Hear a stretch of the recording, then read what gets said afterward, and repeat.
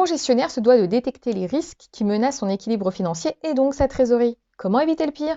Observer son exploitation, autrement dit le besoin en fonds de roulement, le BFR. D'après la Banque de France, 2 entreprises sur 3 sont défaillantes du fait de la non-maîtrise de la variation du BFR. Cette vidéo vous expliquera simplement la notion de besoin en fonds de roulement. C'est parti!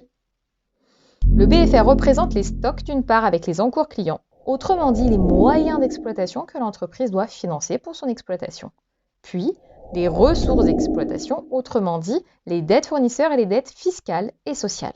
L'écart entre les deux nécessite un financement, d'où l'appellation besoin de financement du cycle d'exploitation.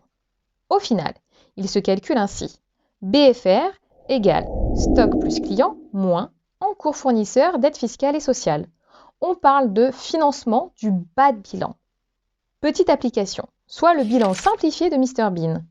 On peut clairement dire ici que le BFR est donc de 50 plus 50 moins 30 plus 20, soit 50 K €. Le BFR est positif. Cela correspond à un besoin de financement. On peut donc dire que les créances de Mr Bean sont plus importantes que les dettes. On peut donc l'interpréter ainsi. Mr Bean paye les fournisseurs avant d'être payé. Ce n'est pas grave. Mais il faut vite revoir son modèle pour diminuer le BFR au maximum. Vous avez tout compris.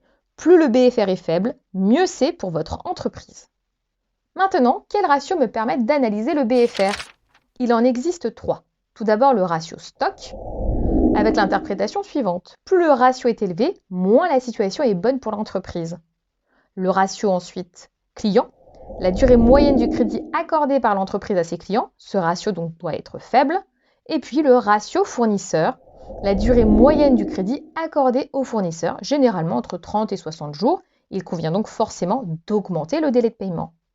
On peut également s'amuser à faire un ratio de synthèse, BFR sur chiffre d'affaires hors taxe, fois 360. Comment interpréter les ratios? Les causes de variation du BFR permettent de répondre à 3 questions clés. Pourquoi les stocks ont-ils augmenté? Pourquoi les encours clients se détériorent-ils? Et enfin, comment expliquer une variation du délai de paiement de vos fournisseurs?